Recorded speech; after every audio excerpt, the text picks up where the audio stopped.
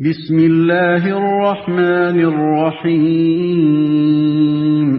اللہ کے نام سے جو رحمان اور رحیم ہے۔ وَمِنَ النَّاسِ مَن يَتَّخِذُ مِن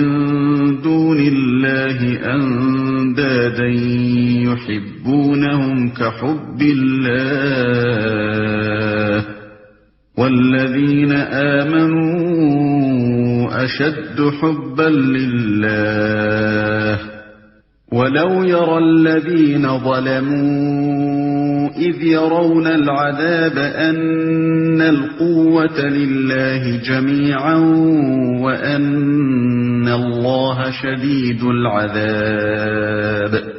مگر وحدت خداوندی پر دلالت کرنے والے ان کھلے کھلے آثار کے ہوتے ہوئے بھی کچھ لوگ ایسے ہیں جو اللہ کے سوا دوسروں کو اس کا ہمسر اور مد مقابل بناتے ہیں، اور ان کے ایسے گرویدہ ہیں جیسے اللہ کے ساتھ گرویدگی ہونی چاہیے،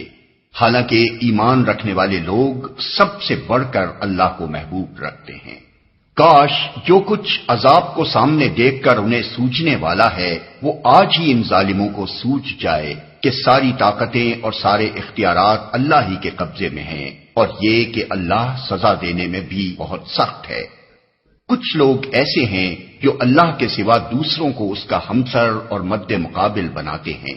یعنی خدائی کی جو صفات اللہ کے لیے خاص ہیں ان میں سے بعض کو دوسروں کی طرف منسوب کرتے ہیں، اور خدا ہونے کی حیثیت سے بندوں پر اللہ تعالیٰ کے جو حقوق ہیں وہ سب یا ان میں سے بعض حقوق یہ لوگ ان دوسرے بناوٹی معبودوں کو ادا کرتے ہیں۔ مثلا سلسلہ اسباب پر حکمرانی، حاجت روائی، مشکل کشائی، فریاد رسی، دعائیں سننا اور غیب و شہادت ہر چیز سے واقف ہونا، یہ سب اللہ کی مخصوص صفات ہیں، اور یہ صرف اللہ ہی کا حق ہے کہ بندے اسی کو مقتدر اعلیٰ مانیں، اسی کے آگے اطراف بندگی میں سر جھکائیں، اسی کی طرف اپنی حاجتوں میں رجوع کریں، اسی کو مدد کے لیے پکاریں، اسی پر بھروسہ کریں، اسی سے امیدیں وابستہ کریں اور اسی سے ظاہر و باطن میں ڈریں۔ اسی طرح مالک الملک ہونے کی حیثیت سے یہ منصب بھی اللہ ہی کا ہے کہ اپنی رعیت کے لیے حلال و حرام کی حدود مقرر کرے، ان کے فرائض و حقوق معین کرے، ان کو امر و نہی کے احکام دے، اور انہیں یہ بتائے کہ اس کی دی ہوئی قوتوں اور اس کے بخشے ہوئے وسائل کو وہ کس طرح کن کاموں میں کن مقاصد کے لیے استعمال کریں۔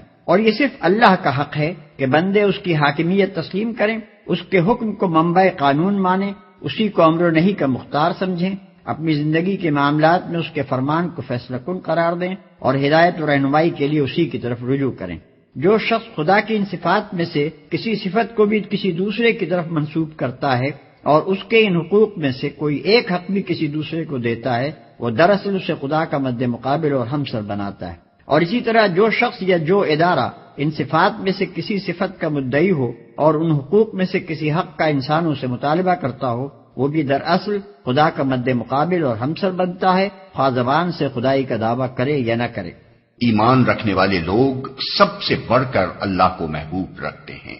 یعنی ایمان کا اقتضا یہ ہے کہ آدمی کے لیے اللہ کی رضا ہر دوسرے کی رضا پر مقدم ہو، اور کسی چیز کی محبت بھی انسان کے دل میں یہ مرتبہ اور مقام حاصل نہ کر لے کہ وہ اللہ کی محبت پر اسے قربان نہ کر سکتا ہو۔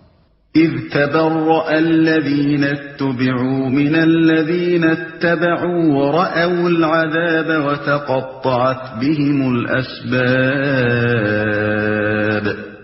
جب وہ سزا دے گا اس وقت کیفیت یہ ہوگی کہ وہی پیشوا اور رہنما جن کی دنیا میں پیروی کی گئی تھی اپنے پیروں سے بے تعلقی ظاہر کریں گے، مگر سزا پا کر رہیں گے، اور ان کے سارے اسباب و وسائل کا سلسلہ کٹ جائے گا۔ وقال الذين اتبعوا لو أن لنا كرة